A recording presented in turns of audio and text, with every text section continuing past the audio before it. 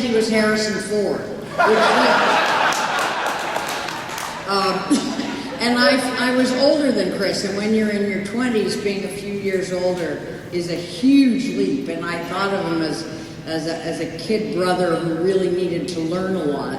And this was his first movie, and it was my 10th, I think, so we snipped a lot. This scene, actually, we shot for months. It was the first time anyone had done blue backing, as it was called then, and we were strapped together, hanging from the ceiling for months, and that'll really test a friendship, to say the least. And he stayed in character all the time. It was like this. And I thought that was sort of pathetic. So I would put books down the front of my dress because the director, Dick Donner, didn't want me smart-assing with the crew all day. And so Chris would get very upset and he'd go, "Why don't you stay in character?" And I would go, "Chris, I've been Lois Lane for a year. All we do all week is look left. I can handle it. It's okay." And so the scene itself, actually, there was a lot of bickering between takes, and we were hanging from the ceiling for hours, and it was physically painful, to say the least. And so the backstage version wasn't like this. So the chemistry was actually, movies are amazing because your face is many times bigger than it is in real life. And I think the Native Americans were right, or the Aboriginal people. I think the camera really does capture your soul because it goes inside. If you're lying as an actor, you as an audience instinctively know that the actor's not telling the truth. Contrary to what people think, acting is not about lying, it's about telling a very deep truth. And so that camera can tell when you're faking it. And so what you're seeing is the reality of a chemistry. It just was not a sexual chemistry. Merci. Y a pas de quoi.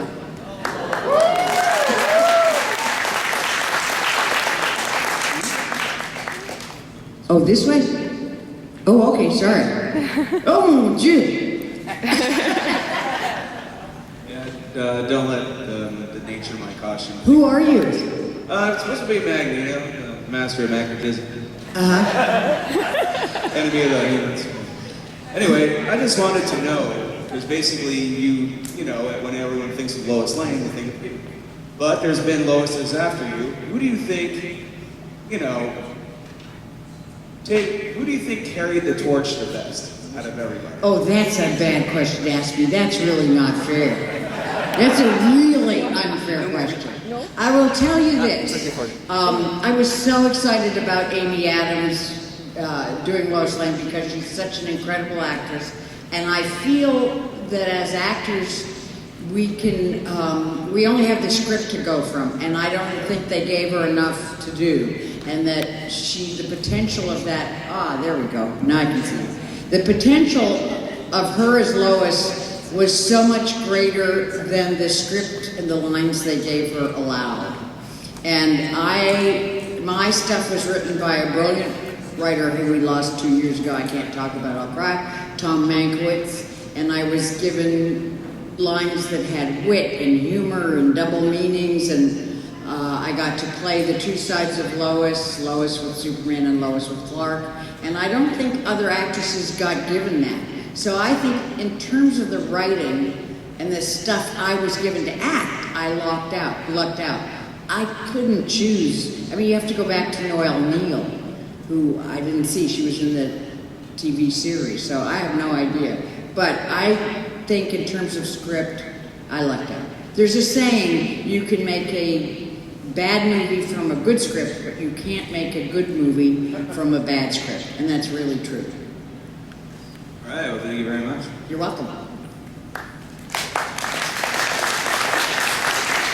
I have an old boyfriend out there somewhere.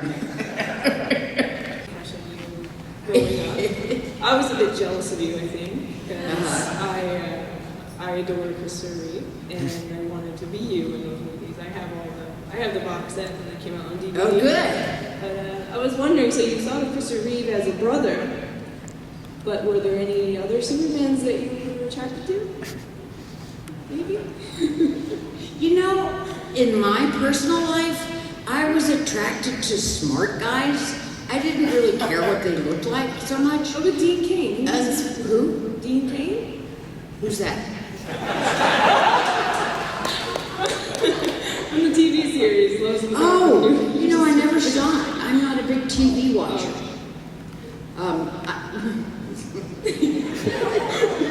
I'm getting in deeper. I gotta stop juggling, as I say. I personally always went for brains, not brawn, and Superman has always seemed a little more brawn than brains. Lois has a problem because if you can't see that Superman until he takes his glasses off, you've got a problem in the brains I department. think I do prefer Clark. My mother thought Clark was much more attractive than Superman. I think at times I like Clark better as well. Yeah. Several times before he died, I saw him in the hospital, and what happened to him was very sad, but was also extraordinary. I was living in Prague in the Czech Republic when he had his accident, and they sent someone from the American embassy down to tell me the phone people were on strike again, as they always were. And I remember thinking of all the people to have that happen to. Christopher's not going to be able to cope with it because he was not an introverted person. He was not philosophical in nature. He was sort of jockey, and what was out there was it. And in fact, he grew as a human being in leaps and bounds after his accident, to the point where on one of the visits I said, somewhat nervously, Chris, you know, you're in better shape now than you were before the accident. And he said very quickly, I know. And so he got it. And that was the Chris who really impressed me and really knocked me out, was Chris who took that hideous situation and turned it into gold, not just for himself, but for an awful lot of people on the planet. So much.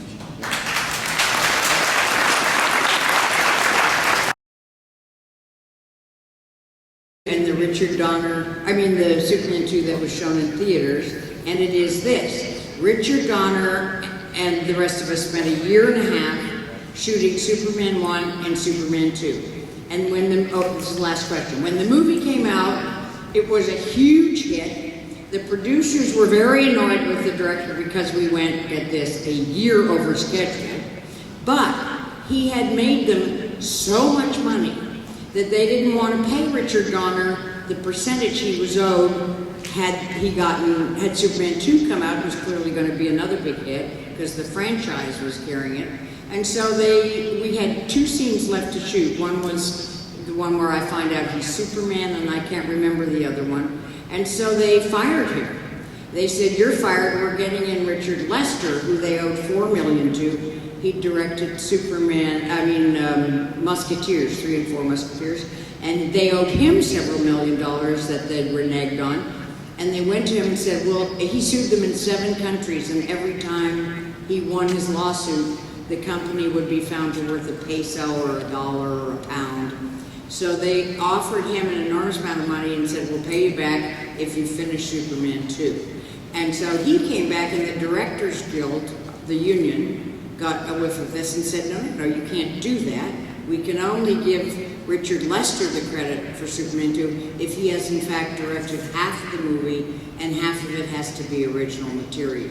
So they very hastily wrote, I thought very badly, scenes for Chris and I to play because we were still the cheapest actors in spite of renegotiating the contract,